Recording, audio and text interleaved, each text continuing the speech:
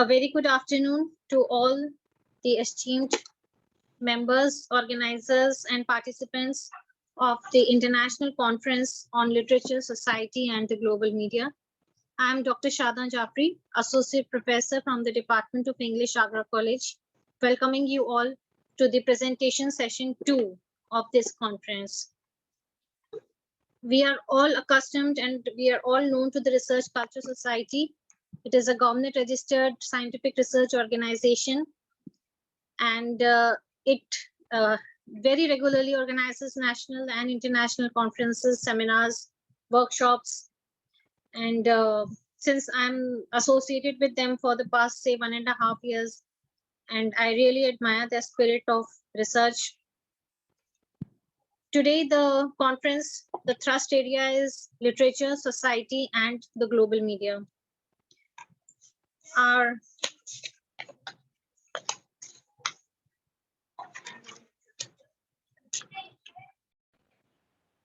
Dr. B. Anjana Parthasarthi.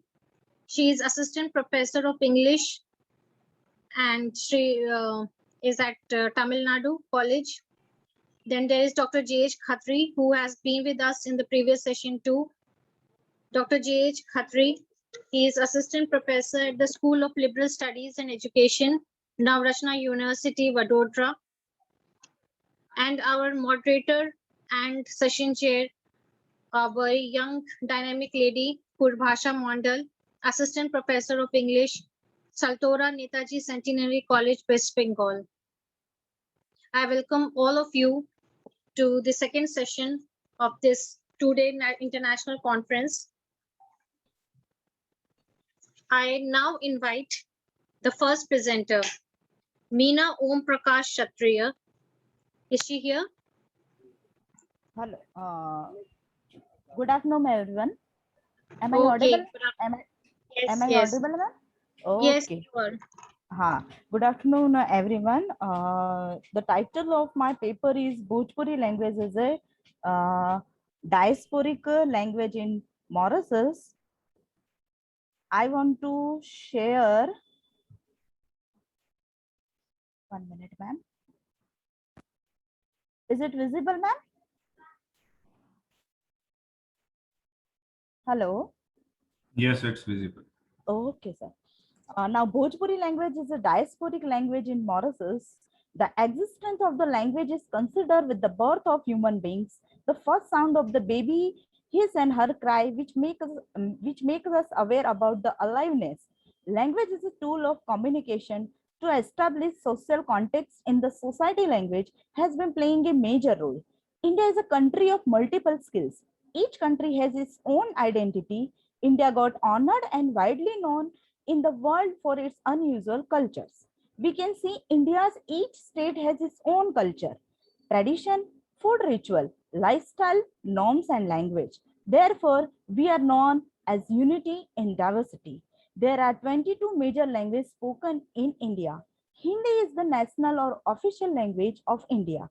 These languages are written in various scripts and different dialects.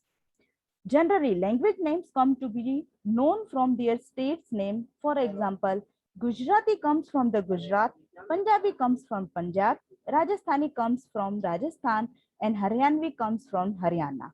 The term Bhojpuri has first come from Bhojpur village, which lies in Bihar as first used in 1862.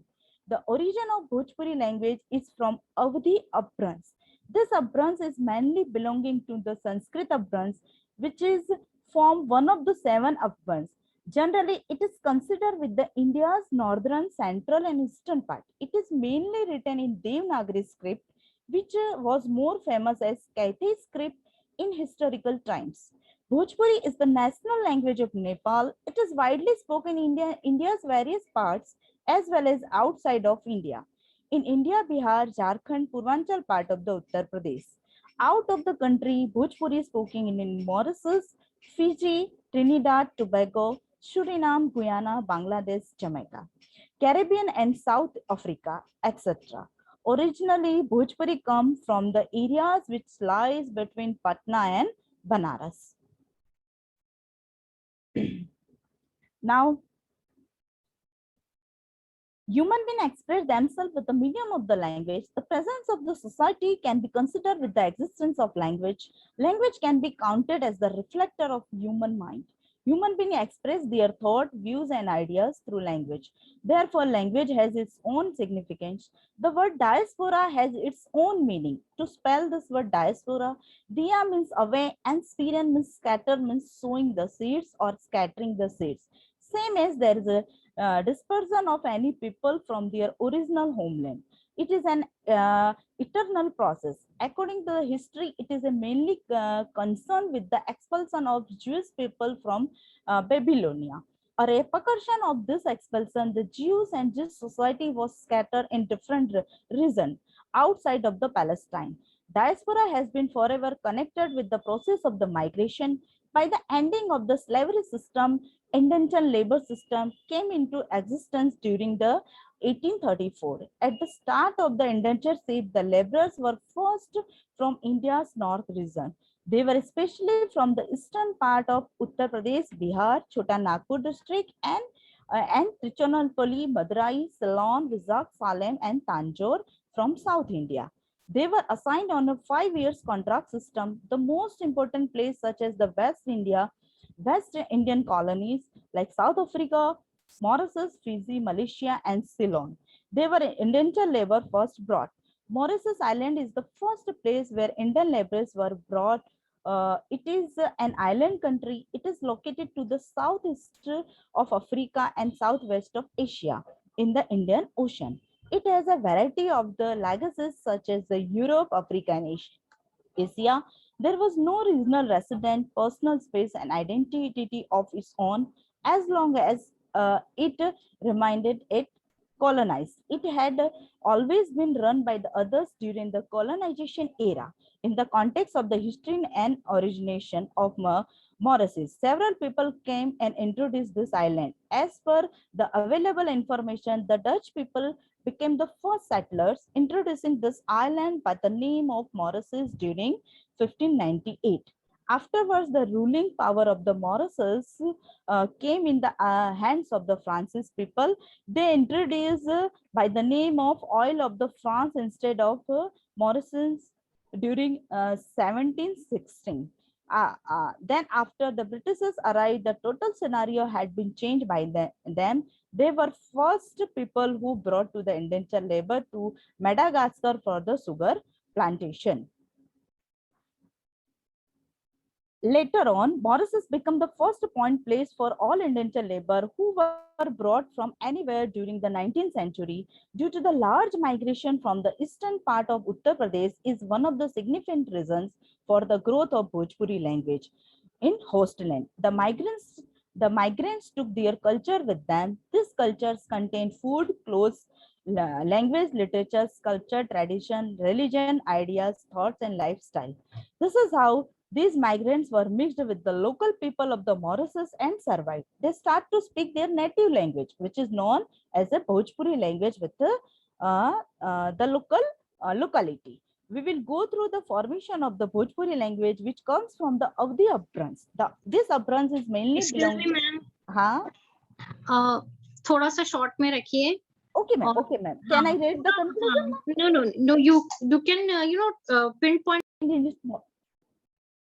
In the modern time, it is used for displacement, migration, and rehabilitation of human groups from various countries.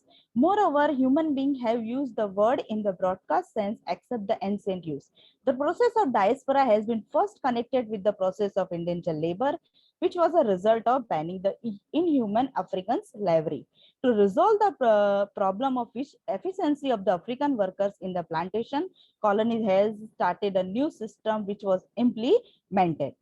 Now, conclusion. In conclusion, language had its own place in each society. In this 21st century, human beings touch the top of the success. Therefore, they do hard work for the better enrichment. They go from one place to another for their livelihood. Language and linguistic study its impact by the using different kinds of language and dialects. Bhojpuri language has originated from the upbranch, namely the Avdi upbranch, which has mainly originated from the Sanskrit upbranch. each language its own culture, literature, and the same as the Bhojpuri and its own culture and literature. Thank you so much, ma'am. Thank you, Meena ji. Thank you so much, ma'am. Does anyone have any questions for Meena ji? The participants, the chairpersons? Hello, Shadan ji. Ji. Actually, I have a query. Actually, the topic of my paper is social media impact, which is changing the paradigm of literature. As we all know that social media is now ruling as a vast area of social interaction, and literature, it is itself is a powerful communication. And in the current society, the source of writing was actually this society. From the society, we were controlling the language, we were knowing about the current scenario, and many intellectual believes that the social media is the real root cause of destroying the essence of the literature. So it is lamb that the social media is the reason of impatient youth, diverted careers, broken relationship, disintegration of joint families along with their social techniques. So the findings, what are the objectives here? To find how social media is replacing the literature and changing the paradigm of language, how social media has absorbed all the dimensions of communication. As we know that everything has come on the social media, whether it is television programs, radio programs, whether it is literature, write-ups, everything. So how it has completely changed the language of the new generation, as we see that new generation is using totally different languages. They are abbreviations, they are using the writing skills, they have losing their writing skills, writing English in Hindi in Roman language. They are not using able to use the Devanagari lipi in writing Hindi. So how literature is being affected by the changing level of language and taking a new form. How the use of social media is being done to disturb the peace in the society by entangle the words of propaganda. Because when we see that so many youth is connected with the social media, and from everywhere, anyone can post anything. So this is actually diverting the youth, because people are also propagating the things, and the words are propagated by some political parties or by other companies and whatever it is. My research methodology is the secondary data is actually a detailed review from 6 research papers, and the primary data is 7 to 6 writers I interviewed, and some social media experts also, as I am the faculty of mass communication from Sharda University. So I'm in touch of so many writers and so many people who are very much expert in social media. So what is literature? A theoretical framework, a little theoretical framework. We know that literature is a web of beautiful words. It is a history of our culture, message of peace. It is stories of kingdoms, as we read in the literature, dialects and languages, and enrich the principle of diversity. Literature, when we talk about literature, so literature is not just a garland of words decorated with fantasies of reality. As we know that literature is actually the reality, but in a fantasized way. So literature is the actual face of the society, which is nearly to the reality. It reflects all the aspects of interaction, whether it's cultural, political, or it's social. When we talk about literature, so many literature was based on various controversies, which reflects the wars, the conflicts, their post effects. So so many literature, जैसे रामायण है और हमारी महाभारत है, इससे अलग if we talk about the Mongols, the history of our culture, the history of Hinduism, it taught us from the past and encouraged the humanity and peace for better future. It also reflects the struggle of various communities which are facing different social issues and crises, like the Dahej Pratha, Sati Pratha, and everything. So we found the literature on that also, and they're encouraging people to struggle for that. Meanwhile, literature has also promoted social justice, equality, liberty. The source of writing, which was the actual society where there was the use of a controlled language, because when we see the literature, so much controlled language was there, so much beautiful language they use in our literature. But what is recently happening in the social media, Social media, if we know about what is social media, so websites and applications that enables user to create and share content or to participate in social networking. Social media is the collective of online communication channels dedicated to community-based input, interaction, content sharing, and collaboration. So the word content sharing and collaboration is very much important here, because the content sharing is done by everyone, and collaboration, anyone can be in the collaboration of anything. So individual can dislike the things, likes the things, they can put their views, reviews, and the language they are using on it. So it creates the controversy. What is the conflict basically between the social media and the literature? So usage suddenly increased so much as there was a flood of broadcasting. So usage has increased marvelously. Social media soon became the powerful medium in terms of dominating the social and cultural trends. Another conflict is all other mediums are now fully integrated with social media. Television, radio, literature has also been absorbed by social media. Social media is very pervasive and at the same time very scary as well, because people are using it with their propaganda and the language they are using in this social media. We all see that anyone is using anything, and the people who are from good society, they are also learning the everything from any kind of criminals hai, ya fir, the youth hai, they don't know that what language they have to use for what kind of post.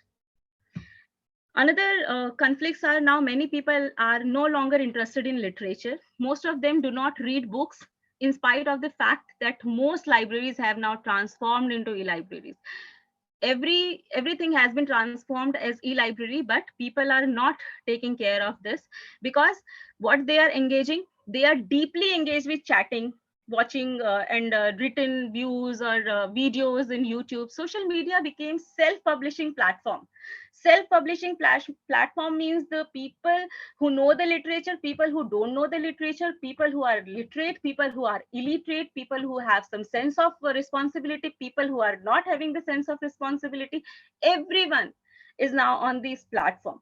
So the confliction is creating. Many writers now prefer to tweet even, rather than publishing their papers, or rather than publishing the literature, writing on the books. They are simply tweeting the things and getting the opinions on Twitter. And now the readers, they provoke the readers, the exposure is there, everything is there. What is the solution? Let's talk about the solution now. Much has been written on the role of social media in violence and conflict, but little on their role is disseminating culture of peace. What we need to do, we need today is to recruit social media to revive the status of literature, not to kill it. There must be a framing perspective to redefine the relationship between literature and social media. They must be directed for peace building. Social media, especially Facebook and Twitter, must foster peace initiatives for conflict resolutions in conflict zones and war-torn countries. Social media must be recruited the propaganda tolerance. People must be engaged in discussions, conversations, debates concerning literature, social movements, issues, and problems that social media can do with the major effect. So these are few things, these are few solutions which we can do. Thank you so much. And this was my paper all about. Thank you so much, Kiranji. I hope all is well. You have to go to some doctor. Yeah, sure. Yeah, Thank you so much for considering my any request. questions that our other participants would like to ask? National community is leaving no stone unturned and are incessantly working for the cause of Tibetan freedom. The Dalai Lama, being the manifestation of the Bodhisattva of compassion, is also an important figure beyond sectarian boundaries. He is a symbol of the unification of the state of Tibet and is an international advocate for Buddhist values and traditions. While thinking about secularism in this book, he accentuates, I quote, "I'm a man of religion, but religion cannot answer all our problems," unquote. He further emphasized that in addition to the blessings of the Buddha, which is of immense psychological benefit, the Tibetans in diaspora across the world need action-based scientific temper to counter the Chinese juggernaut. In addition to this, the acceptance of all religious faiths, along with varied political ideologies will solve the enigma of survival for the Tibetans in globalized scenario. He argues that religion is not a necessity for pursuing a spiritual life. He rather proposes a system of secular ethics that transcends religion as a way to recognize our common humanity, thereby contributing to a global human community based on understanding and mutual respect. The Dalai Lama's stint to praise all the religions of the world has won him worldwide acclaim. In his messages of religious harmony, the spiritual leader believes that all major religious traditions carry basically the same message of love, compassion, forgiveness, and tolerance to create better, happier human beings. He thinks that, I quote, since religion's primary concern is with the human spirit, it is entirely natural that the practice of these inner values, which brings such rewards in terms of our own spiritual well-being and that of those around us, should be integral to any religious practice, unquote. He does not consider the unequivocal superiority of Buddhism only, but has true respect and faith in all religions of the world. He pinpoints that, I quote, the world's great religions show a striking convergence on the ethics of restraint, unquote, and has both positives and negatives inherent in them. For Indian system of secularism, the Dalai Lama is full of words for praise, as he says, I quote, barring a few exceptions, this country is most stable country in comparison to others. The Constitution of India, based on secularism, has brought good results here, unquote. He further adds that, I quote again, India is the only country where all major world's religions live together, not only in modern time, but over 1,000 years, unquote.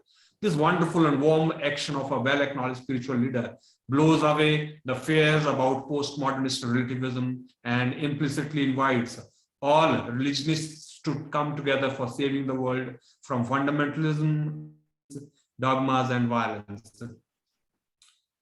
In order to establish the Tibetan nationalism, the spirituality of the Dalai Lama has been playing a pivotal role ever since his exile. Citing developments in modern communications and new awareness of environmental conditions, he made the case that events once confined to faraway places have an impact on all of us in the modern world, from famine in Africa to the loss of rainforests. The ultimate example of interdependence, he said, is the necessity of preventing nuclear war. To promote peace, he proposed making Tibet a peace sanctuary called Ahimsa, which means non-violence. Under his plan, Tibet would be demilitarized. The country, which is approximately the size of European Union, would become the world's largest natural park or biosphere. But it all depended on China agreeing to stop its exploitative and aggressive development, cease testing nuclear weapons in eastern Tibet, stop its policy of transferring Han Chinese settlers into the region, and accepting Tibet's right to self-determination.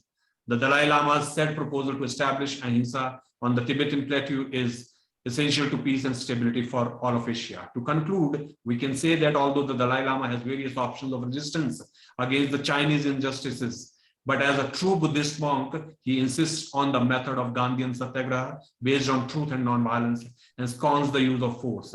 In this regard, he has been successful in convincing the Tibetans that their problems can only be solved by practicing the non-violent path. Considered one of the foremost arbiters of human rights in the modern world, he bases his argument for human rights on the Buddhist notion of human dignity and compassion, and conceptualizes them in a Kantian manner by postulating the reciprocity of human rights and universal responsibilities. To substantiate this, he avers, I quote, I am confident that it is both possible and worthwhile to attempt a new secular approach to universal ethics. We have within our grasp a way and a means to ground inner values without contradicting any religion and yet crucially without depending on religion, unquote. By emphasizing universal responsibility, the Dalai Lama attempts to articulate a moral vision in which universal empathetic connectedness is emphasized, which has the foundation of the altruistic impulse to help those in distress. Thank you very much. I wish you a very good evening. I'm so sorry I could not introduce myself. I'm a faculty in the Central University of Himachal Pradesh, Dharamshala. Thank you very much for your patience. Thank you, sir. Thank you, sir, for a wonderful presentation. Any questions? Thank you, ma'am. Okay, sir. Thank you so much. Thank you very much. Our next presenter is Shefali Joshi. Is she here with us? Yes, ma'am, I'm present. Okay, Shefali ji, welcome. Shefali Joshi is going to present a paper entitled Hudkiyas, the Guardians of Oral Literature of Kumaon. Can we begin? Yes, ma'am. Hello, everyone. Shall I begin my Yes, presentation? you can begin with your presentation. But please remember, this is not my request only to Shefali ji, but to all the presenters. Please keep the time limit in mind. नहीं तो चिराग sir prize नहीं देंगे. Sure, ma'am. Sure.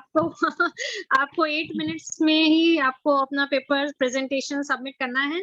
And please be crisp, to the point, and bring out the gist of the paper. Okay, thank you. Okay. Okay. Hello, everyone. Today I'm going to present my paper on Hurkiyas, the guardians of oral literature of Kumaon. So Kumaon is basically a Himalayan region in the state of Uttarakhand. My research paper documents the folk singers of Kumaon known as Hurkiyas.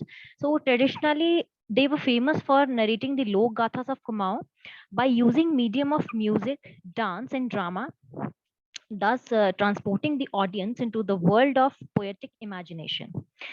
Hurkiyas are the folk singers of Kumaon who narrate the folk legends, ballads, tales, songs, myths, etc., which are prevalent among the local people of Kumaon. It is interesting to note that they belong to the subcaste of Domes, who were considered untouchables. Though they socially belong to the lowest level, but culturally they have extremely important function. The vast body of folklores of Kumaon region is communicated by these Hurkiyas, who act as bards. They sing folklores while playing a musical instrument named huruk or hurka, and that's how they got their name Hurkiya, because of this instrument named hurka or huruk. So the manner in which they narrate the legends by using using music, dance, and drama give these legends a peculiar experience, thus transporting the audience into the state of trance. So Hudkiyas mainly are classified into two categories. The first category of bards is the one who performs religious legends, and the second category of bards perform historical legends, which narrates the genealogies of royal families and their heroic deeds. So there is third category also, who nowadays are performing both the religious legends and the heroic legends. So the various interesting folklores, legends, and myths originated in Kumaon Hills to chronicle the life of its mysterious occupants. So the collection of bards, traditions, ballads, traditions, stories, myths, tales, beliefs, and customs of the common folk are communicated orally. So basically the oral literature of Kumaon is not written, but it is oral, and these Hurkiyas are the medium to communicate the vast oral literature of Kumaon from one generation to another. So the sourcing and analysis of oral literature is done through the narration of these folklores. The narration tells the origin and foundation of many beliefs, traditions, and historical events. So the Hurkiyas are the repository of knowledge who communicate them from one generation to another through centuries. Thus, they act as the guardians of an exclusive knowledge. And through these recitations, they preserve these folk traditions. So the Himalayan region of Kumaon is still identified by Myrite specialists in oral texts who act as the guardians of unique knowledge systems. Michael Foucault has termed them as group of rhapsodists who, I quote, possessing knowledge of poems to recite or even upon which to work variations and transformations. But though the ultimate object of this knowledge was ritual recitation, it was protected and preserved within a determinate group by the often extremely complex exercises of memory implied by such a process. So these hudkiyas, they got their name from the instrument hudka or huduk.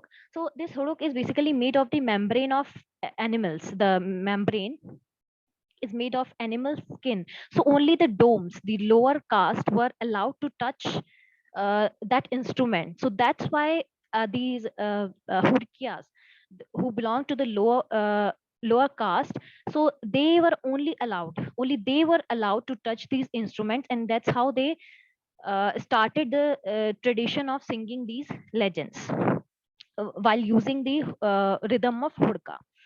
So hudka is a handheld musical instrument which has the outer structure resembling a damru. It is like a damru. Uh, so and the people of Kumar started associating it with the damru of Lord Shiva when Brahmanism came to the hills. That's how it got associated with Lord Shiva's damru. So the membrane on both sides of instrument are made with the skin of goat's intestine. Okay, so it is held in the hand by a hudkia, and the hudkia holds the instrument by grasping the middle narrow part and plays it with right hand. The substantial distance between musician's hand and his shoulder provides necessary tension over the chords, which results in the variation in music produced through it. So, next, I'm going to talk about the religious legends. What consist of religious legends? So, if we talk about religious legends, it includes the legends of the local deities, which are worshipped, which are still worshipped in the region. So these deities are different from the Hindu deities, because these lok devtas, as we call them, lok devtas or kul devtas, they were ordinary people who somehow became who somehow who somehow came to be worshipped by the local people because of their good deeds, because they somehow helped the local people, and their deeds uh, spread through the whole region of Kumaon. So these devtas do not find mention in any of the ancient scripture, but have great influence on natives of Kumaon. No written document can be found citing the original of these local deities. The only source of information about their origin are the Lok Gathas of Kumaon. And through the ceremony of Jagar Gatha, we call it Jagar, through this ceremony, the Hurkiyas narrate the legends of these local deities, and um, and through these legends, the performance of these legends, the deities appear. They are invoked and invoked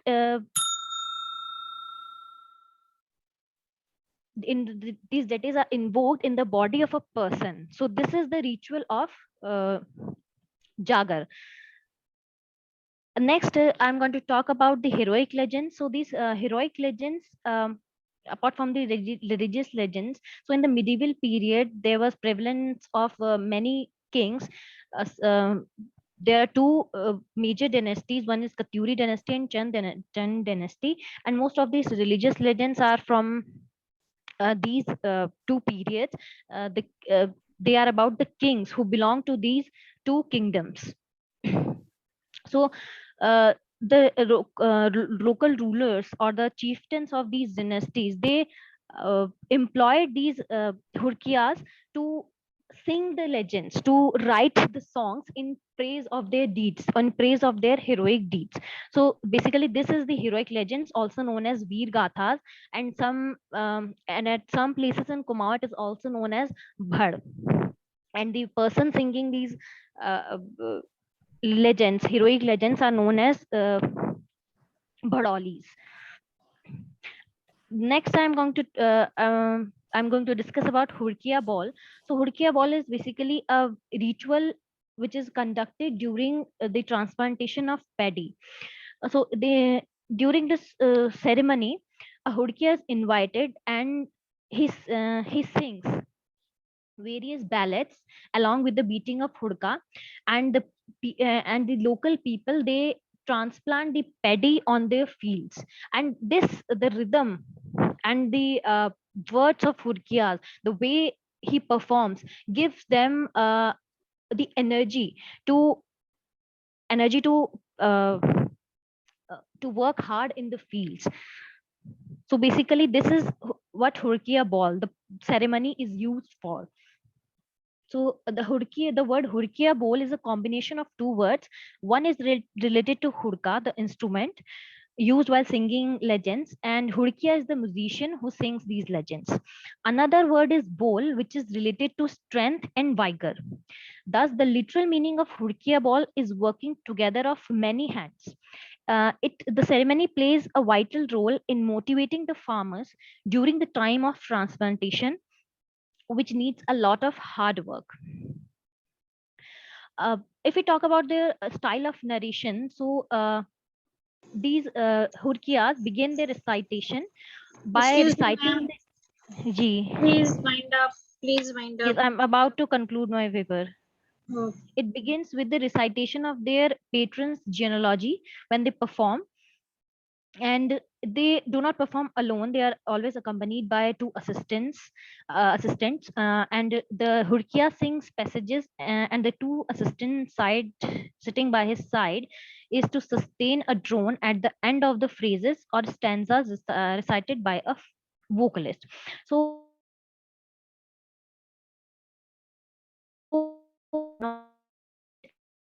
also knowledge, both sacred and rhetorical.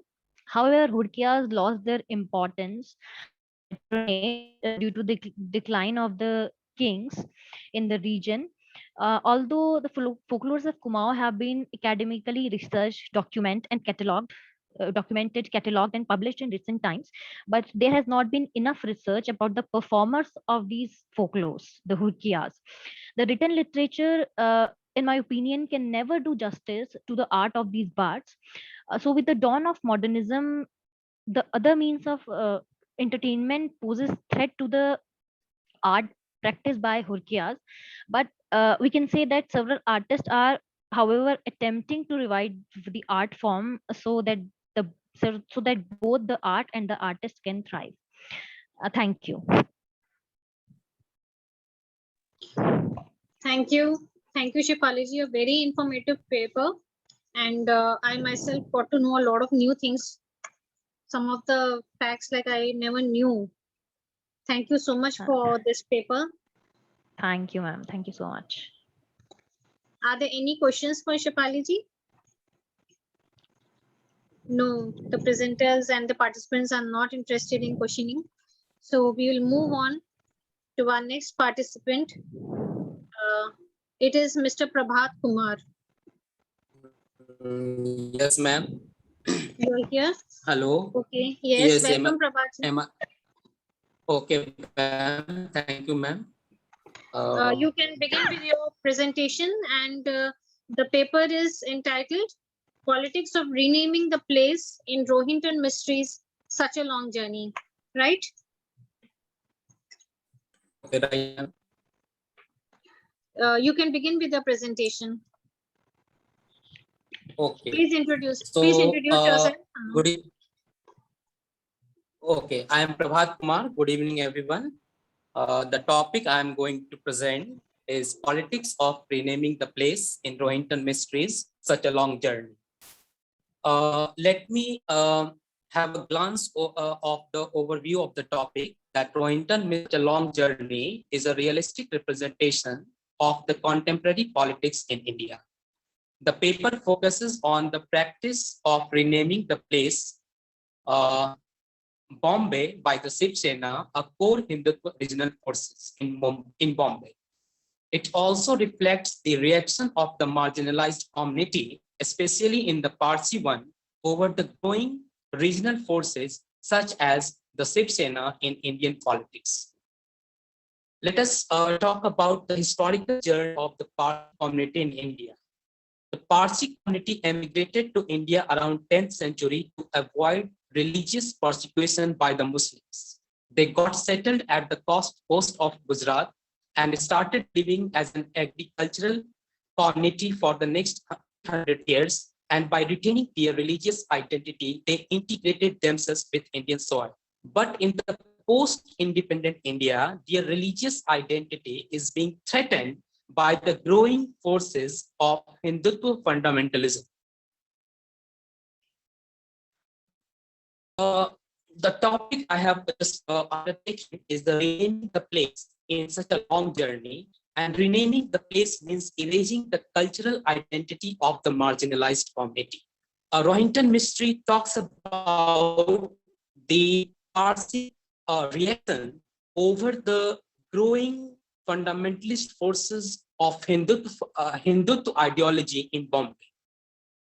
The rise of Shiv Sena and its Hindutva ideology created a sense of fear and cultural loss in the psyche of the Parsi community. Here, Dinshaji, a Parsi character, reacts strongly over the regional politics of the Shiv Sena by saying that bastard Shiv Sena leader who worshipped and Mussolini, he and his Maharashtra, for Maharashtrians, nonsense. They won't stop till they have complete Maratha Raj. Name symbolizes a cultural, emotional, and religious existence. To change the name means to cut off them from their cultural root. And Dinsaji reacts further that why change the names? Third Atma Chok, what is wrong with Love Fountain? Actually, he is raising an issue of political marginalization, which erases the cultural memory of the Parsi community. Dinshaji, a fictional character, feels culturally alienated by the practice of name changing. Places name to one's culture and religion. Renaming the place means erasing one's cultural and religious. I'm quoting the lines of the novel in the words of Dinshaji that you are wrong. Names are so important. My whole life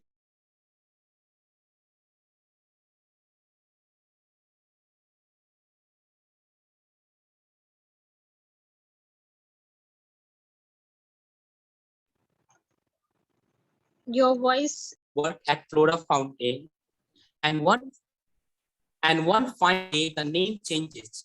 So what happens to my life I have lived? Was I living a wrong life with all wrong names? The anger of Dinshaji reflects the resilience in the marginalized community over the exclusivist politics of the Shiv Sena in Bombay. Let me conclude my topic by saying that the issue raised by Dinshaji in the novel clearly questions the secular spirit of India. The political practice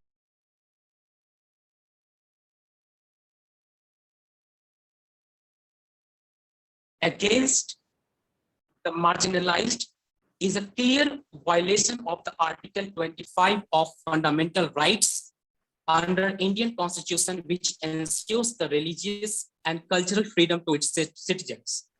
It also sidelines the voice of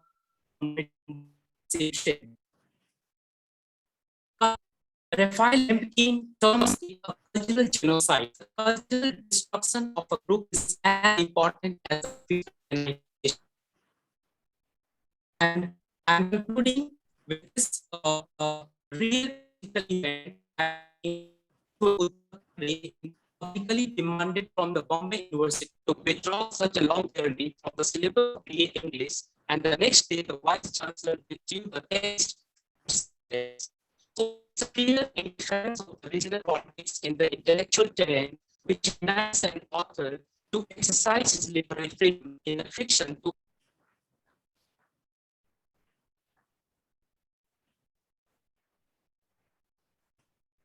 paper. Bengali is the most spoken language in West Bengal. About 250 million native and about 300 million total speaker worldwide. It is the 7th most spoken language in the world by total number of native speaker and the 11th most spoken language by total number of speakers.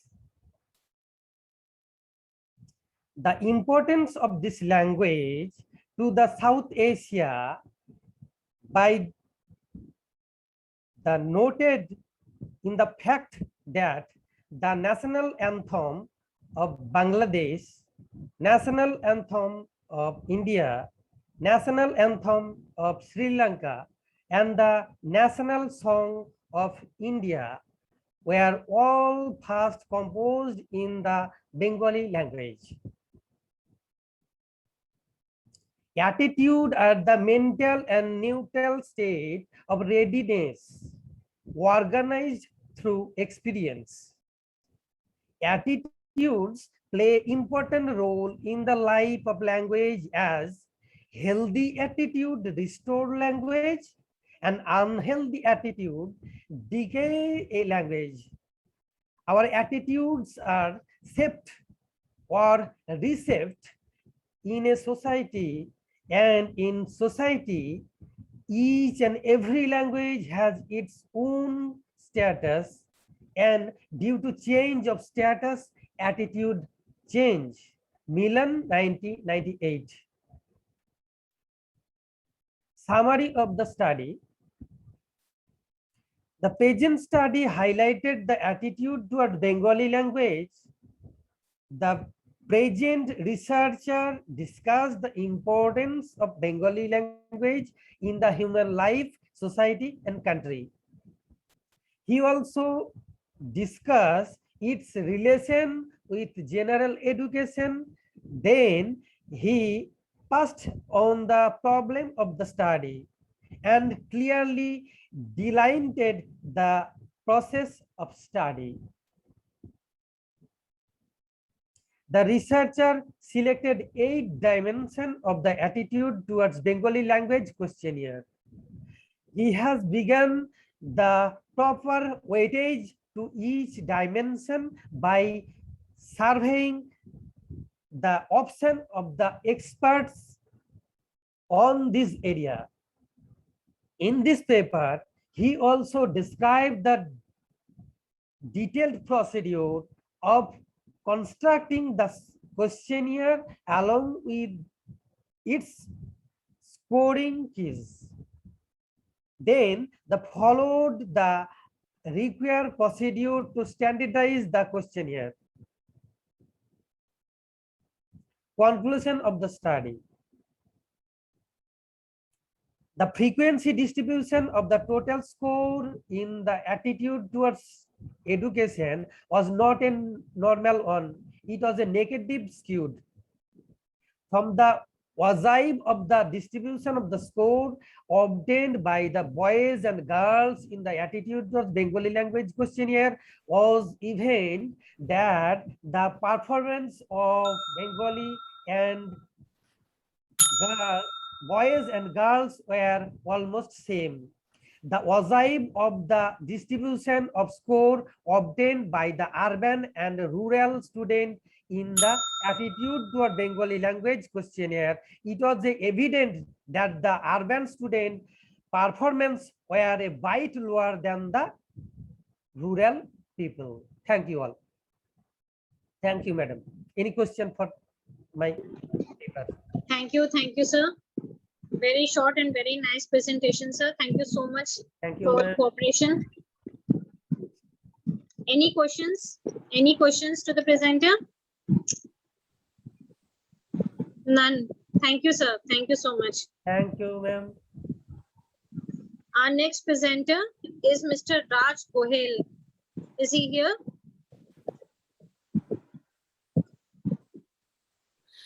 Just a second, ma'am. Good evening.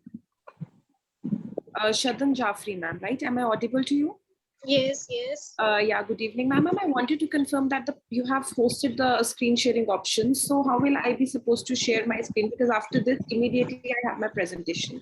So I'm not able to share my screen since the screen sharing control is with me. You put your query in the chat box. I think Chirag Patel sir will help you out. Right, ma'am. Thank you. Raj Gohel is here.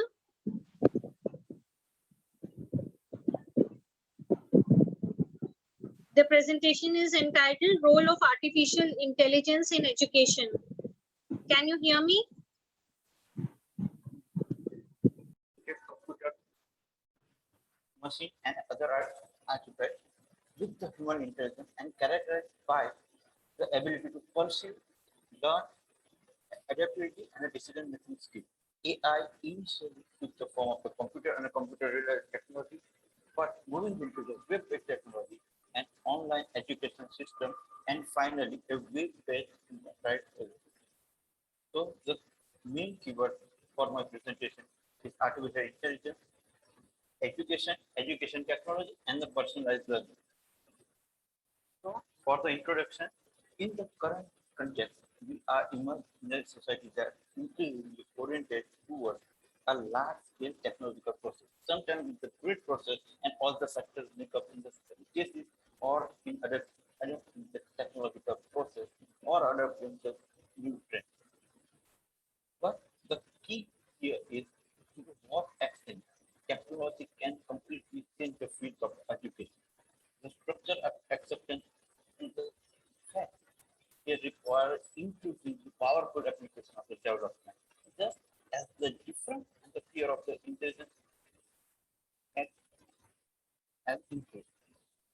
So from the earliest education to such a target education to the highest level of graduation, one of the key mechanisms for the artificial intelligence is to influence the field of education where we can personalize the learning process. So, our government is interested in the different AI initiatives. So, here are the few initiatives like the Responsible AI for Youth. It is a national program where the government are trying to school to empower the young generation so they can become from this stage AI ready. So the gap between where they do not know how to use internet or technology or any other thing. This is the stage where they can understand how they can use AI effectively. So it can give us a chance to add to our demographic dividend. One of other processes, National Research Foundation, which is autonomous body, which will work on the policies given in the national education policy, and it will help us to push our process in the AI or machine learning or deep learning very effectively. Another initiative is the MCA 3.0 portal, where we are doing process so we can do the data analytics or AI or machine learning or deep learning, so we can the regulatory framework so it cannot harm the other processes. So one of the important portal, AI portal, which is developed by Minister of Information Technology, and this important portal we can use to find different aspects of AI. So here the few advantages of AI. One of these administrative task automation. So we know our teachers and professors many times apart from teaching, they are involved in many administrative work. So it has great potential that with the use of AI, we can help them so they can use their time, more time to the research or any other work. One of the other advantages is the smart content. The concept of a smart content is a new concept where robot or artificial intelligence can learn and give produce a new content which can other people can use. One of the use your smart tutor and personalization. With the smart tutor, as a learning and understanding capabilities are not same for everyone. So if we can use AI, so it will help some students which can not grasp very quickly. So we can personalize and give one or two or multiple attempts so they can understand better. So one of the things is teacher support. So in addition to the helping with the grading or any other thing, this AI, so whenever they want to communicate, it can faster the process. So one of the other important advantages is the communication with the student. So previously, the way students used to interact, we can change that with the use of the AI, which not just Indian students or our local students who can interact even never with AI like never before. So the main disadvantages of the AI, one of the main things is 43% of the world population still now do not have access to the internet, and 40% have never had the internet. If we say about developing countries like North America and the Scandinavian countries, they have 95% of the internet access. But if we say about Middle East, they have only 12% of the 12% opportunity. So this, the digital divide between them, it will create such a problem. So, so not just the process of the internet, if we say the ethical perspective, so when we introduce AI in the education, we have to integrate the power of AI into education, and it will raise the different person like protection and with AI, we will include the data for the multi-purpose, and to protect that big data, it will be major concern for our privacy and the protection. One of more thing is dependency on technology. So today in the presentation, we have seen that many were unable to say the screen or some audio issue, or some have good internet connection or voice was choppy. So even if we able to the so dependence on the technology, we have to heavily invest on the infrastructure so we can remove our bed. So not just the investing in the infrastructure, another thing we should do is continuous professional development. Not just for students, we have to educate our professors and teachers, and not just one. We have to continuously improve, because some may not be good with the technology or internet or many other things. And with the continuously changing the behavior, we have to ready so we can use this AI. So in the conclusion, education, AI is a revolutionary change. But we have to use 15 questions, and after this procedure, for this procedure I have chosen 40 variables, means subject from senior national tournament of squash that was held on 19 to 15 February on 2020 in Chennai, Indian Squash Academy. And the age of our subject was the age range of our subject was 19 year to 30. And for taking the relationship between aggression and anxiety of squash player, I have set the level of significance 0.05, and the result of my study was shown that, as you can see in the table, the mean value of anxiety was 17.60, and the aggression was 12.77. So by this, and we can say that the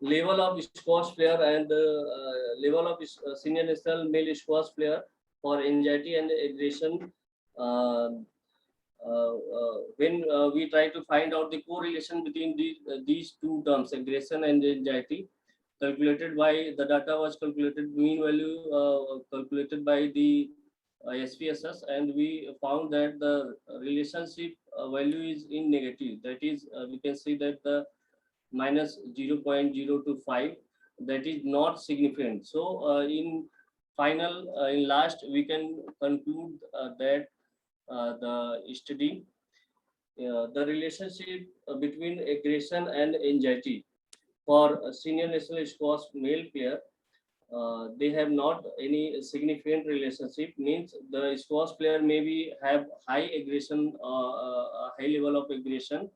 At the same time, the level of anxiety in the player may be high, may be low, or the may be absence. And same vice versa, we can say that when the level of anxiety of a senior size squash player may be high, low, that is not directly proportional to the aggression.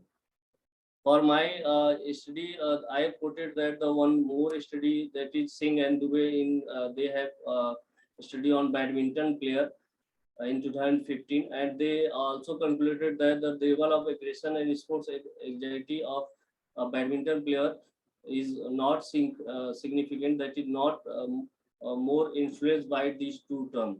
They are not directly related to each other. And finally, we can conclude that the study show that for sports player, the level of aggression and the level of anxiety may be differ at the same time. It is not necessary to have, when the player have a high level of aggression, to have a low level of anxiety. As we all know that in sports, mostly we seen that when the player becomes aggressive, the some physical characteristics like hand shivering, sweating, as this type of things happening in his body. So finally, I can conclude that my studies show that the senior national squash player have no significant relationship among aggression and sports competition anxiety. Sir? Thank you. हो गया नवीन जी आपका? जी ma'am, जी ma'am. बहुत बढ़िया, बहुत बेहतरीन presentation था आपका। I'm not able to. Okay, so what we tried to do was that we tried to do an in-depth study of real-life cyber-stalking cases. I actually went to the cybercrime cell in Hyderabad, Telangana, and tried to study the demographics of the victims, the nature of relationship that was there between the stalker and victim. I also studied media platforms that were being used to stalk people on the internet, and also the context under which stalking actually occurred. So I also studied prior studies, but they were indicating on reasons like technology, online tools, webcam, online dating sites, social media sites are the platforms, and also the reasons which are leading to cyber stalking. Certain other studies indicated that chat rooms, regardless of the gender of victim, could be leading to cyber stalking. There are causes like lack of awareness, which could be the reasons, or certain studies also indicate that cyber stalking is a manifestation of offline stalking, whereas some studies indicate that there's no connection between offline stalking and cyber stalking. So the objective of my study were to arrive at vulnerability profile of cyber stalking victims in aspects beyond technology. By studying real-life cases for factors such as demographics, media platforms, stalking context, nature of relationship between victim and stalker, and whether trusting online acquaintances or strangers online could be the reason behind it. So for this, the sample that I picked up was 132 real-life cyber stalking cases, and the sample was chosen and it was random in terms of age groups, sex, or any other parameter. So we started in terms of demographics, it was the age of the stalker and the victim, the sex of the stalker and the victim, and also the location of the victim, geographic location. Their media options, different media that were used for harassing victims were also noted, and the relationship between the two were also made note of. And we also made note of what were the context under which the crime actually happened. So we realized that when we studied the victims in terms of age, we realized that it was happening to all age groups. Unlike the general belief that youngsters fall victim to cyber stalking, and we keep hearing of so many teenagers worldwide committing suicide because they have been cyber stalked. But when we studied real life cases, we realized that it's happening to age groups from below 20 years to over 70 years. However, a higher percentage of victims was falling in the age group of 20 to 40 years. So when we studied the media platforms that were being used for stalking, there were overlaps. For example, the same stalker were using different platforms when it comes to harassing victims. But the most prominent media platform were websites. These could be different kind of websites like job sites, loan sites, social media sites were also part of it, porn sites, and when it comes to the next medium, telephone calls came across the next most common medium used, followed very closely by WhatsApp. So generally, there's a belief floating that social media sites are the leading cause for cyber stalking. But when we really studied it, we found that it's not only the social media platforms, but also other sites on which people are targeting other vulnerable people for stalking. And they included sites like job sites, home loan sites or financial loan sites, and obviously porn sites and social media sites are also part of that.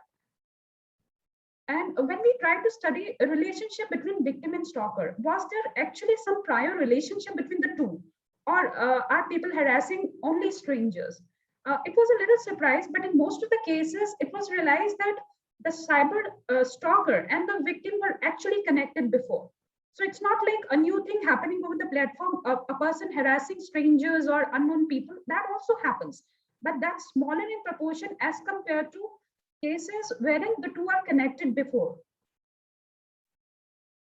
And when we try to study context, I mean, why does it happen? Why anybody becomes a victim? What were the real life context under which people get harassed? Then we realized that there were reasons found responsible for stalking apart from previous skewed relationship. Other contexts which came up were like job offers, being promoted, being promised to job seekers, fake financial approvals. And another reason was when people carelessly share pictures or videos during the phase of relationship. Now, there's one fact that we study that we should never share our private pictures or videos with strangers online, but that is a partial truth. Another important finding was that people should ideally avoid pictures and videos even with other people with whom they're in close relationship, because I came across studies wherein pictures were shared with people in close relationship, but then few years down the line, the relationship went sour. And the person who had the pictures or video used those pictures or videos to stalk the person. See, one person moves on, but the other person is not able to move on in life and still has pictures and videos, and they start using these as tools to harass the victim. From below 20 to 70 years of age, sometimes that context also makes people very... Neelam,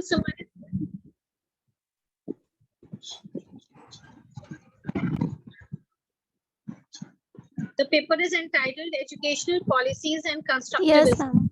Yes, please begin. And please take care of the time limit.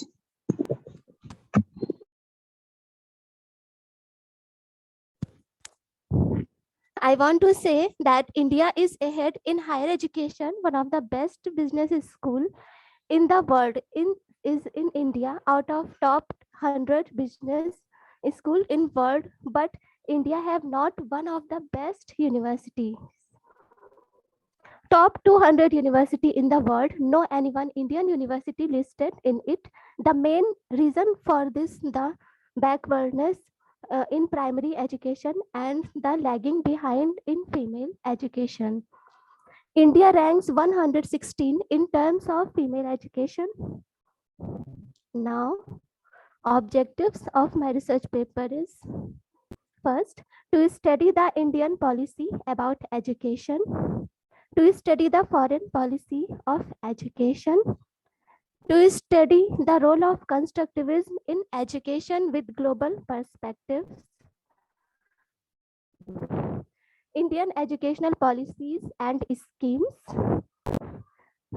In this national education policy, name of MHRD is to be changed to Ministry of Education.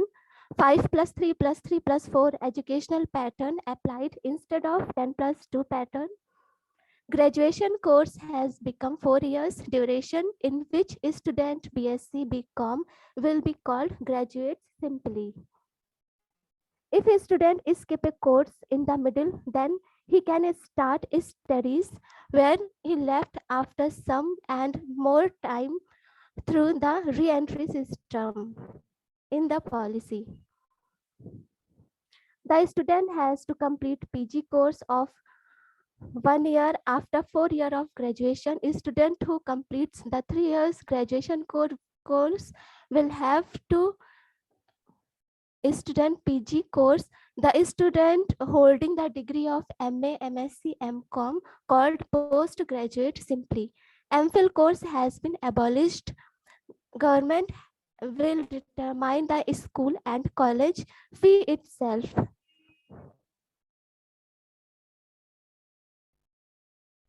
Stream system has been abolished in the policy. Any student can choose various subjects and study them.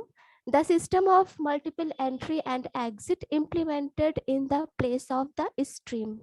Vocational course will be conducted for the practical knowledge of the students. The top 50 universities of the world can establish their branch in India under the policy. Negative aspect of the policy: there is no pay any attention on English language education.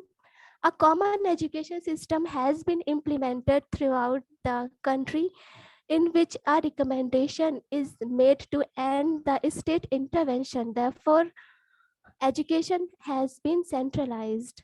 No attention on aptitude of teachers. Compulsory gender education. Telangana government is the first state to compulsory gender education at graduation level and has also used bilingual textbook in education. And yoga classes are directed by Council of Indian School Certificate Examination, in which all ICSC and ISC school will have yoga education compulsory. Next, free higher education for special students. Guwahati government has free education for special children from class 9 to university level in all the state-run school, colleges, and higher educational institutions. No homework for students of class 1 and 2. Eklavya school will be established on the line of Navodaya Vidyalayas. For the student of SC/ST, they will be imparted training in sports and skill development. This school will have to special facility for the preservation of local art and culture. Diksha Scheme. The scheme has started the learning web portal Diksha to upgrade teaching learning skills. Sports education. Sorry. Under the scheme, the government of India included sports education in the fundamental rights. Reducing bag weight. To reduce the burden of school, the government has declared that every Wednesday is no bag day at the level of basic and secondary education. No bag day will be celebrated in every week on the day of Wednesday. A student is not required to bring the bag to school on this day. Foreign educational policies and schemes. Now here. First, STEAM-based pedagogy. In this pedagogy, a compilation of subject of various subjects mainly. The curriculum is following in South Korea and America. There are given integrated education of science, art, mathematics, engineering, and technology to students. They do not require to study subjects separately. The technical education is imparted to the student from class 1. No Child Left Behind Act. The act, under this act, no child should be missed if there is no enrolled in the school. Pre-K school. Excuse me, please don't read the entire presentation.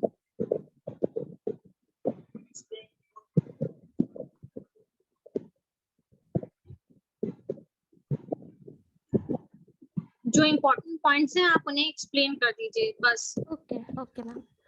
The pre-kindergarten school, the child is from 3 to 4 years, learn in formal academic classroom-based learning environment.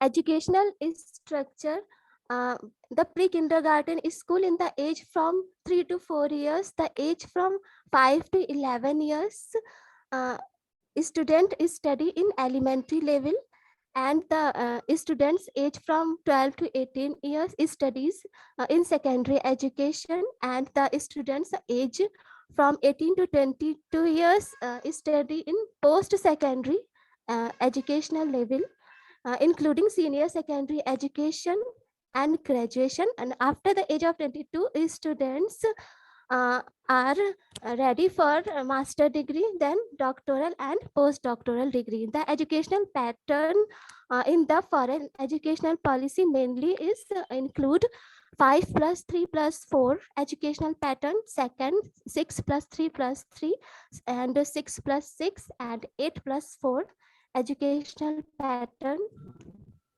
Constructivist pedagogy in global perspective. Now I want to say that Brian Pagan in 2006 described that the teacher fails to apply the principle of constructivism in classroom, then failure rate of student increase. Conclusion, the research paper is concluded in this. Education is conducted through various policy scheme patterns in other countries, including India, and these are the weapon to develop the nations. And in this way, the teachers use constructivist pedagogy in classroom, but they are unable to apply it properly. Therefore, according to a researcher, every school and college should have a constructivist designer who will direct to all the teacher of the college to apply constructivism in their classroom in a proper manner. Thank you. Thank you so much. Okay, thank you, Neelam. Thank you. Any questions to Neelam? No. Without wasting any time, I will now invite Madam Sushma Undrala and Dr. S. Uma Maheshwari to present their paper. It is titled Using Technology in ESL Classroom in India.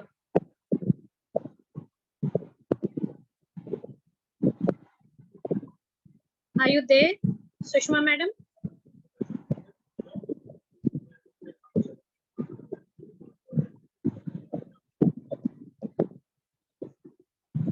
Yes, with next candidate. Scheme.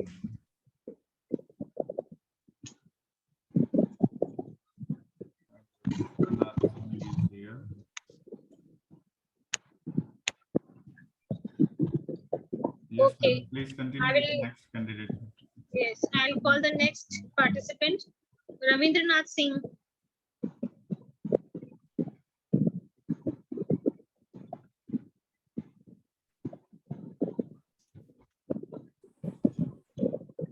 Ravindra जी, हाँ जी, आ गए आप? जी ma'am, जी ma'am. बिल्कुल बिल्कुल, आइए, स्वागत है आपका फिर से। और आपके साथ डॉक्टर सरताज खान है। हाँ मैम, अभी है सर है। आप अपना प्रेजेंटेशन स्टार्ट कर लीजिए सर। जी मैं वो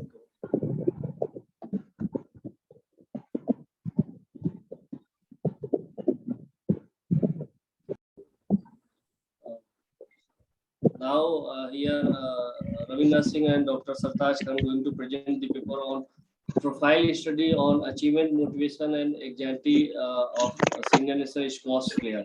That is our topic. In this, we try to, the objective of the study is to try to know the level of senior national squash player, male player.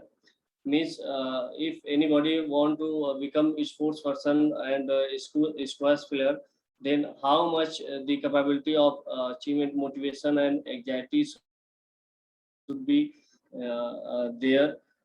Okay, so the introduction part of my paper is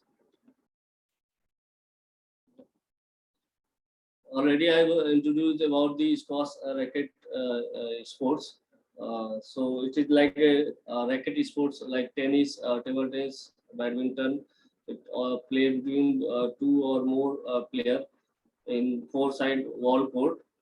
And the terms that is achievement motivation, as you all know that the achievement motivation is the mindset of any player or any person towards the success and towards avoid any failure.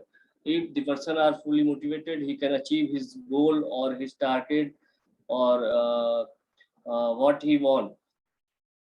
And the term anxiety, the same, the opposite of this term. Achievement motivation, that is the, it is also a state of our mind that we have fear to lose something which we are going to, just like we're going to play the match and we are going to we think that we are worry about the event. Okay, so now I am proceeding towards the methodology.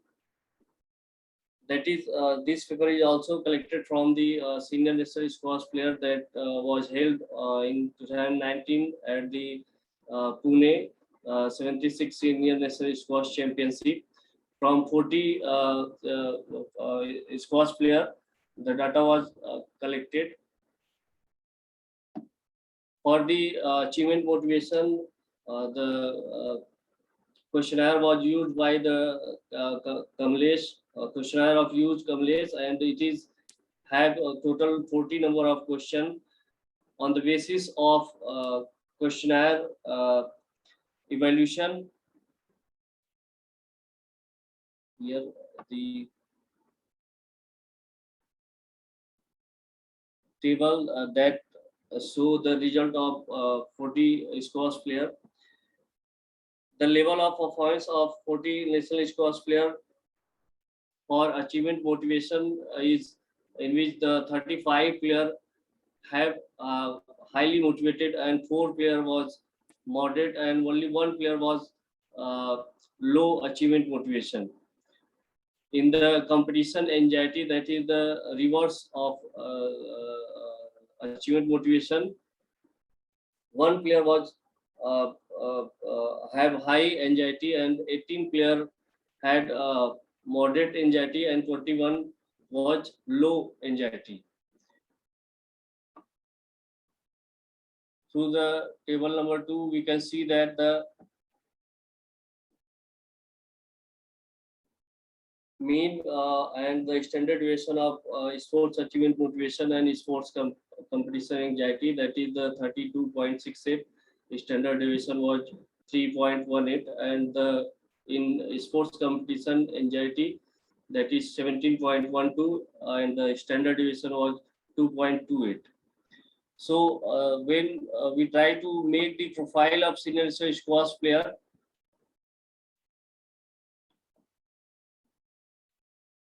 we can say that the level of achievement motivation of senior squash player was good. That we already seen that the 35 player out of 40 have highly motivated, and the level of sports competition anxiety was moderate and low, in which 18 and 21 player have moderate and low level of anxiety. finally we can say that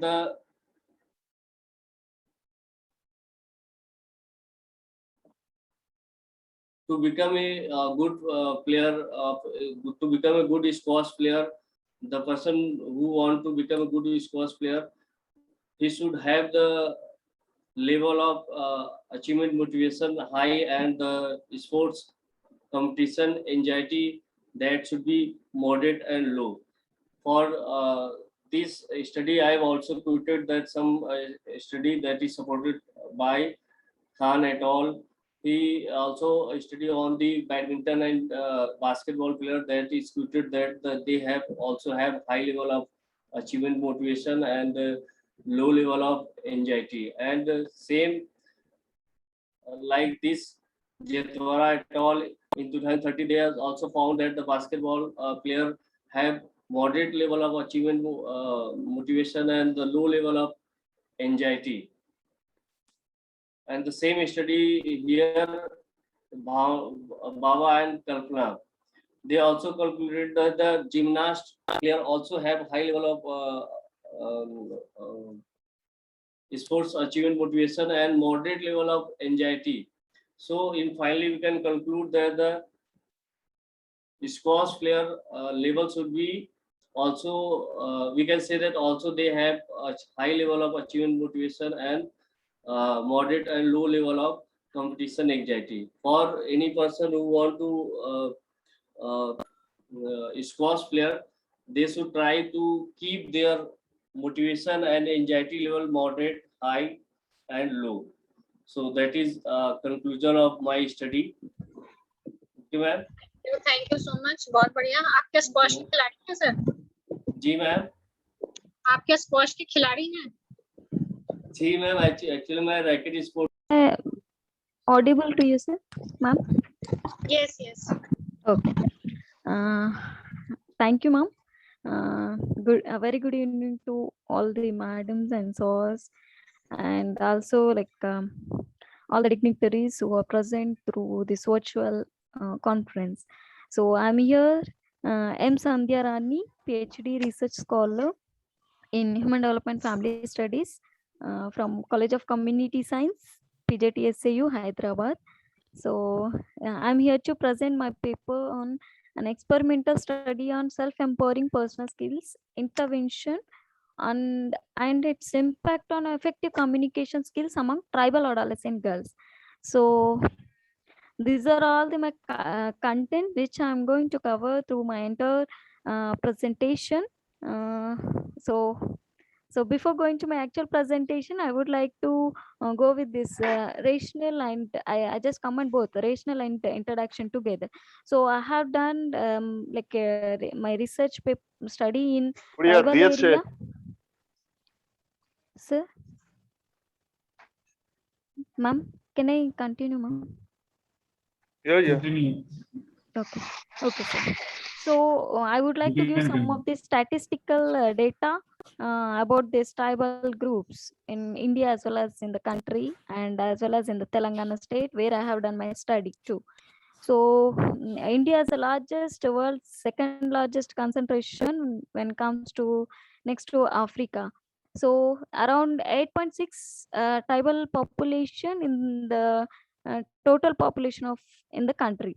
So when it comes to Telangana state, there are 32 tribal groups are there with 31% of 31.78 lakh population according to 2011 census. So the tribal population in the Telangana state and in the country as well as whole, they are more deprived and vulnerable community. They face severe economic exclusion. So this is the reason behind that, like taking this tribal group as my major respondents. So according to this author 2011, he says that empowerment address the capacity to gain control over the one's decisions and resources that affects one's life. So adolescence is a age, it is a very important stage for growth and development because as it is a transition period from the childhood to adolescent, like adulthood. So sustainable developmental goal says empowerment of adolescent girls is indispensable for their achievement. So as empowerment of adolescent girls promotes their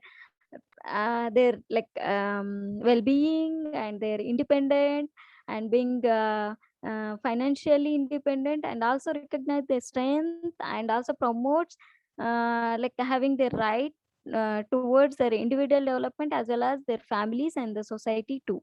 So when come for being self-empowered, being empowered, the effective communication skills are so very essential, which helps them to express themselves in verbally and non-verbally, which are appropriate to their culture or their according to their situations.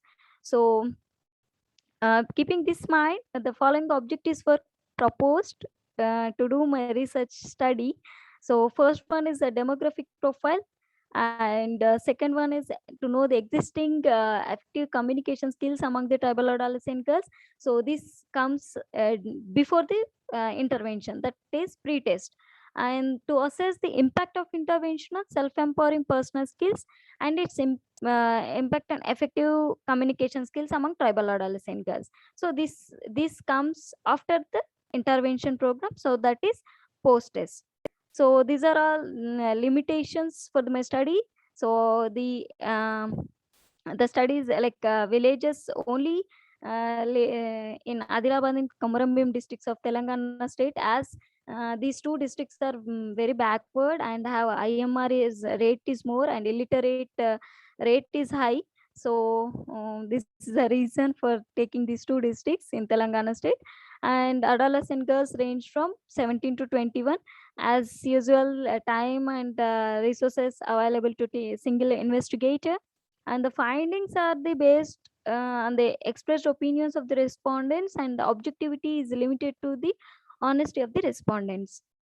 So when here comes a methodology which explain about how the entire my study was done in different forums.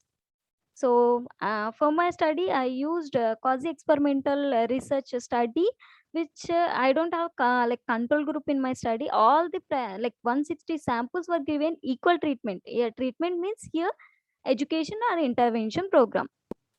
And local of the study, as I said before, and the sampling procedure, who are willing to be part of my study and who are stored interest to attend the personal skill intervention to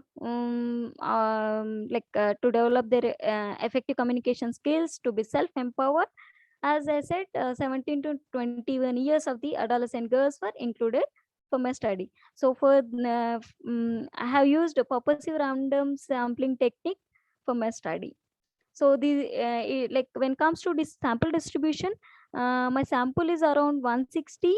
So in Telangana state, I selected two districts, that is Adilabad and Komrambim district. From each district, I have selected two mandals from the board district, Girijam, Narayanpur, Dantenpalli, Asnapur, Chirakunta, Rautsankepalli, Daboli, Jandaguda. These are all the 8 villages were selected based on the highest population in the highest population of tribal group, and their education was low and their employment rate was very low.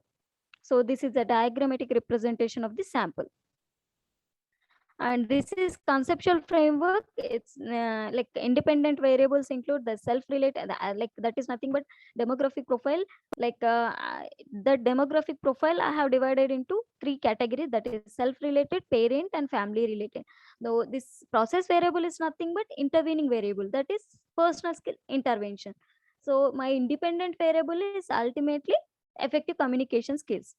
So by giving this intervention, how this effective communication will change among tribal adolescent girls to be self-empowered. And these two interview schedule and the scale was developed for my study. So for my study, I'm just sharing here. I did content validation for my scale. and a split of reliability was done to know the how much reliable my scale towards the sample, and how what I am going to study. So it was like highly significant, where the R value is 0.94, that is 0.01 level of probability, which indicates high internal consistency. So scoring procedure for my scale, uh, I just divided items into three category. So lower category, average, and high. So we'll see Sandhya, in please further hurry up. slides. Please wind Yes, up. ma'am. Yes, ma'am. Yes, ma'am. I'm just giving like overall. So percentages and frequencies test were calculated to know the results of my study. So as time consuming, I'm not giving this in details. So all these variables are contributing to having effective communication to be self-empowered. So before intervention, the actual effective communication skills can be seen through this slide. We can see that 76% of the respondent, that means one third of the samples were having low effective communication, being self-empowered. So here I have given in detail development and implementation of intervention program. These are all the different stages which I have gone through to develop intervention package for this adolescent girls. So these are all the different contents I covered, and these are all different materials I used. And here I'm sharing some of the glimpses of my data collection and intervention during the implementation part. So after the intervention, we can see the drastic change in having highest percentage, that is one fourth of the sample, that is 81% of the respondents are having high self effective communication skills to be self empowered. So when comes to see the difference, impact of this intervention program, the mean differences can be calculated. So after there was a significant difference in pre-test means and the post-test means. So around the here the t value is 17.56, that is 0.1% level of significance, means it was like a highly significant, where the intervention was really effective to improve the effective communication skills among tribal adolescent girls to be self-empowered. And conclusion, so I just want to conclude in 2 points. Before the intervention, the actual effective communication skills of the adolescent girls in tribal area was very low. Then after giving intervention, through proper channel, and included in different videos, poster charts, PowerPoint presentations, and some more activities, their effective communication skills were improved after the intervention. So directions and future suggestions for my study: the sample can be increased for the generalizing study, as I have confined to one particular geographical location. So it can be extended to different religions and different levels, and other rural and urban comparison can be done. And we can also include other variables such as social support from the education sector, ICDs, and all other. Because I have for collecting data and giving intervention for this tribal group, because I don't know this tribal language, so I took support from Anganwadi teachers and supervisors and some of the local panchayat people. So it is better to include all these things. And these are all the different references I have used. And thank you, ma'am. Thank you. Thank you, Sandhya. Thank you. You worked really hard for your research paper. Yes. Put in a lot of effort. Yes, ma'am. Actually, this is my PhD research. So as a part, it is like experimental. And one more thing, it was like um, like very hard for me too, because my guide was retired I know. I mean, last the kind month. of data you have collected, it reflects, the kind of hard work you've done. And statistics is really tough. Yes, Collecting data and yes. then working on it and then drawing conclusions. Yes. Ma'am, it is very easy to do things like research in rural and urban area. But when comes to like tribal people, they won't even allow me. Like during this pandemic, it was very hectic. System. In primary school and secondary school, we may guide the children for the development of attitudes of the values, as well as number one, learning of values. The values in our life decides the whole principles, and it can be known as ethos of life. These are good sanskars in our life. These are ideals of our life. The persons who live them earns name and fame in life. They are held in high esteem in the eyes of all. Of course, who live by values, live neat and clean life for themselves and for others too. Their characters. It makes a difference to live with values and without values. It is a valued life with values, otherwise, it is just like that. So, in case of our incidental and formal guidance of value development in schools, we can inculcate to the students, number one, the attitudes towards life as a whole, such as the human life is a great blessing, it is full of creativity. Each one of us could do something whole-wise. This kind of attitudes towards life helps the children develop the values of positive thinking in our life. Number two, the attitude towards time. Time is the most valuable thing in life. There is no scope to waste it. Each second of it needs to be used properly. This kind of attitudes towards time paves the way for the values of purpose and sincerity in life. Number three, the attitudes towards other. We come up from different parents. We may differ from each other in many ways. It is the beauty of life. This kind of attitudes towards other nurtures the values of nonviolence and fraternity among the children. Number four, the attitudes towards manual labor. Worship, it is done with head, heart, and hand. To do work, we use all the three faculties. The persons who work with hand the most serve the most. This attitude works for the values of dignity of labor. Number five, the attitudes towards religion. By the ways and names we know and worship the other, we could differ. It does not make us different from each other. Number six, the attitudes towards means and ends.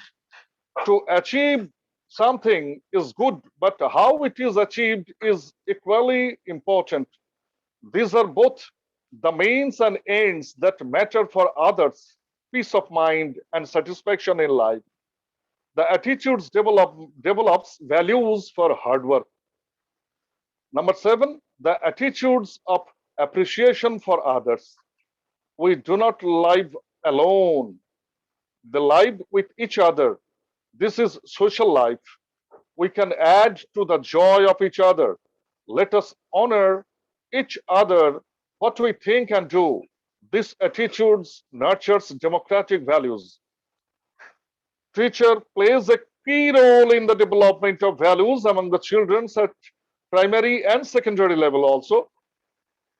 He is a friend, guide, and philosopher for them. They love to copy his style of life. Let him be neat and clean in the action and thoughts.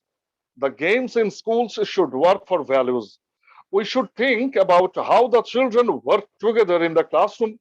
They pay due respect to the teachers. Let us inspire them to keep them in classroom situations. There are some techniques and a table I just imposed, techniques of value education at a glance. There are four 5 systems. Number 1, prayer. Number 2, silent sitting. Number 3, group singing. Number 4, storytelling. And number 5, group activity.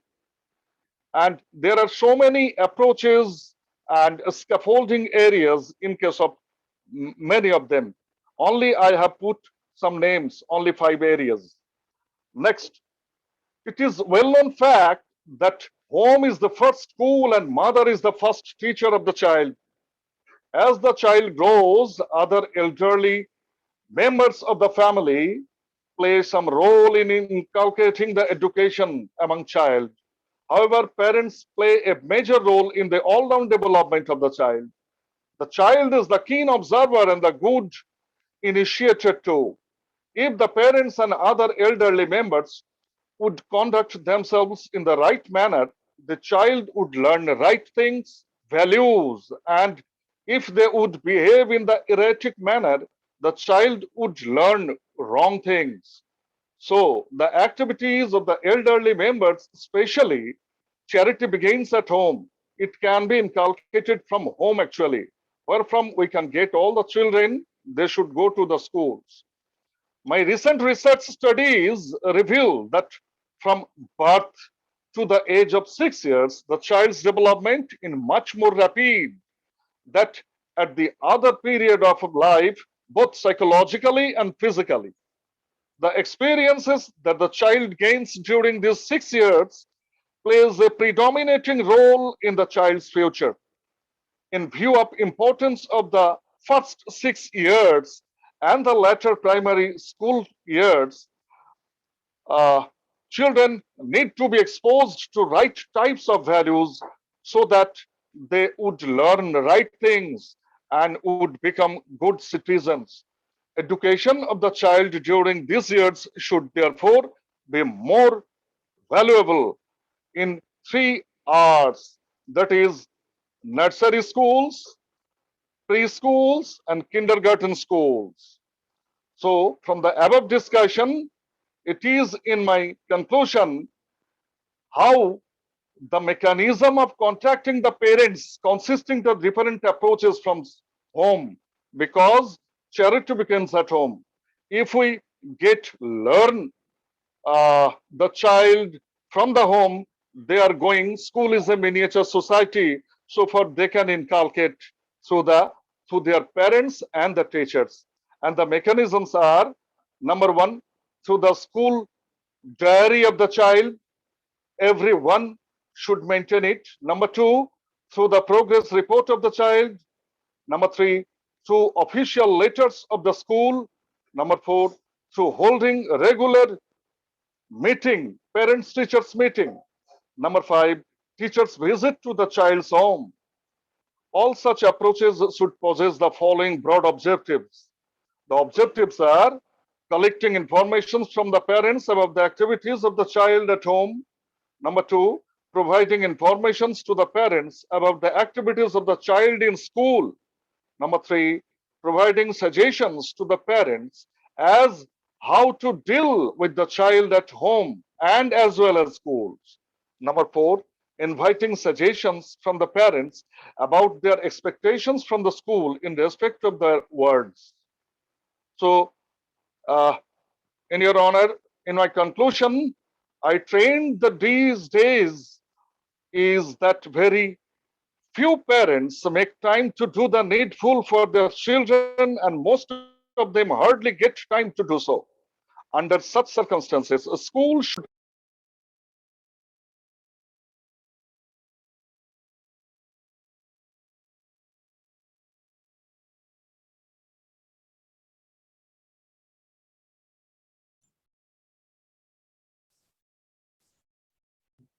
Unmute yourself. Hello. Hello. Hello sir, उनकी आवाज नहीं आ रही है. are being followed by some schools. And I am living in North 24 PGS district in West Bengal. I observed all the schools, basically pre-primary and primary, because all our students of colleges takes practice teaching of their schools. I observed it. Their outcomes has been found to be faithful. The approaches stated above are not at all difficult tasks for executions. The desire, determination, and cooperation of the teaching faculty of the school will make the program successful. However, it is important to note that the success of the program depends on proper planning, execution, monitoring, evaluation, and feedback. Thank you, sir. Thank you, ma'am. Thank you so much, sir. Okay. It was wonderful listening to you, sir. Thank you for Okay. joining us.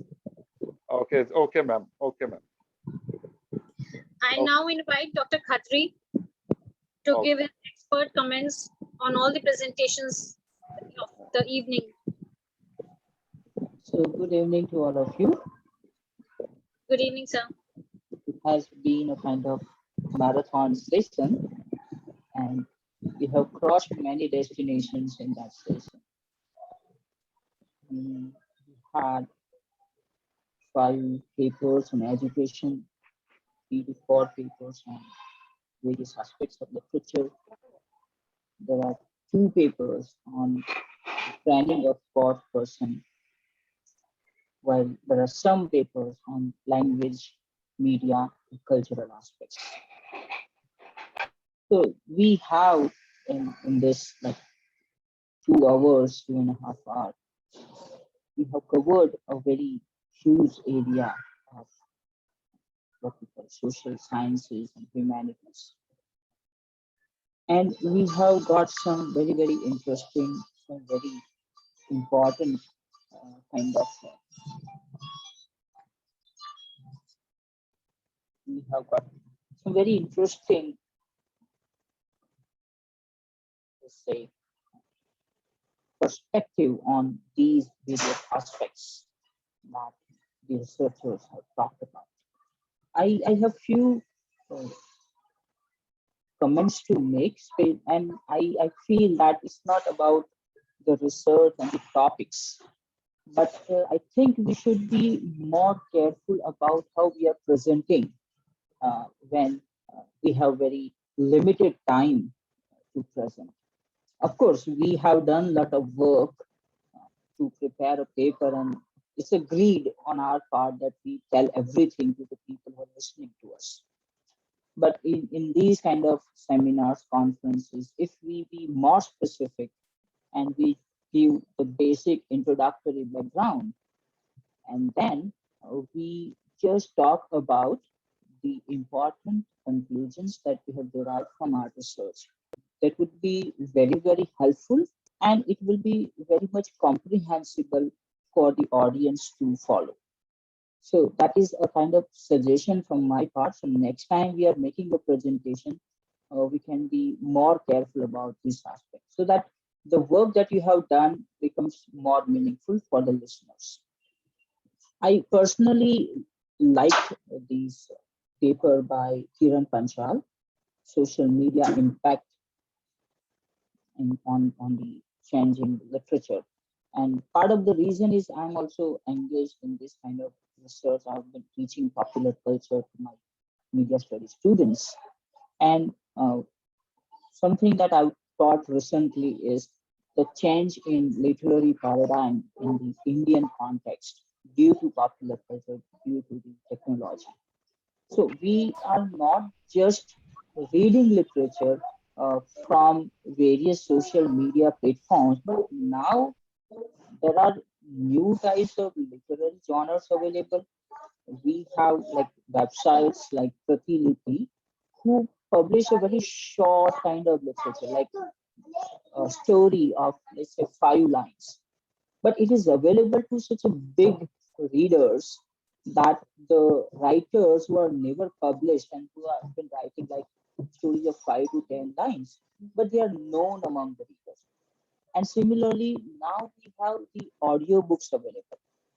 So that is also kind of technological involvement in the literary paradigm. We have a new scholar in making. Okay, he's very much anxious because I'm talking about teaching from home, which I don't normally do.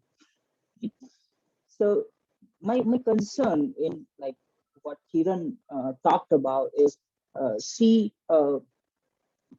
talked about various new forms of literature, we also need to inquire about the new genres and new themes that can be a possibility in this field. Similarly, there is Purva Kumar, if I'm not mispronouncing the name, Politics of Renaming. So that is something very interesting. And if we remember the treatise by Ganesh Devi after amnesia, so he comes up with a similar argument that when you are changing the names, you're trying to believe the history and you're trying to recreate a new memory in the citizens. So if Purva Kumar can look at the same data from this new perspective by using Ganesh Devi's argument, probably we will see some new things in the work that he has done. He has obviously done a very good work, but we can put it into the literary tradition, which is already well established. Right. So there are many important things like what Lalita ma'am talked about in cyber stalking. That was a very, very important work. And probably in each area from each district, this kind of work should come so that we know that how people are being targeted in the cyber crimes. Because everywhere you will find some new pattern and people will be like victims of different kinds of cyber attacks. So there are many other things. I don't want to go into that because we have already heard a lot of things and I want those things to be in your mind rather than what I'm speaking. So that's all from my side and I look forward to more such sessions. Thank you very much. Thank you, sir. Thank you for your very kind observations and very important observations. I thank you for your valuable time, sir, and patience, both. Thank you, sir. I now invite Madam Poorbhasha Mondal to please come forward and give her observations regarding the presentations of the evening.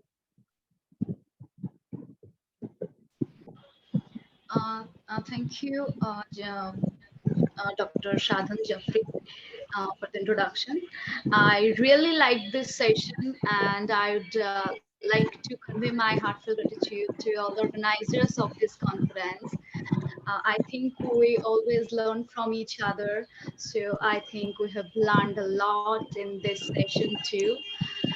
And I think we're running out of time. So a sincere apology to all of you for that. So I have really enjoyed each paper a lot. Some papers were on secular Buddhism. Some have said on Rohingya mystery, sexual harassment. So thank you all for joining this session and I'd love to rejoin this kind of conference in future. So thank you. Thank you. Thank you so much, dear. It is a pleasure meeting you all. And I would now extend my thanks to all the organizers, all the participants who have made this session very successful, very knowledgeable. Thank you all. Thank you, Chirag sir. Thank you, ma'am. Thank you, ma'am. Thanks for. We can call it a day, sir. Good Thank night. you, ma'am. Okay. Thank you, ma'am. Good night. Good night. Good night to all. Thank you, ma'am. Yes, some participants are asking about the feedback links that is available on the last page in the presentation session file. I'm sorry, sir, I didn't get you. You participants have asked about the feedback link that is available on the last page in the presentation file. Is it tomorrow or today? there will be technical session 3 tomorrow. So 3 feedback will be form tomorrow, na sir? Tomorrow morning. tomorrow morning. So feedback form is available today or tomorrow? It is already available in the presentation Okay, session okay, file, okay. last page. Okay, sir. Okay, sir. Okay, sir. Okay. Okay, thank you. Thank you. Thank you to all. Thank you, sir. Ma'am.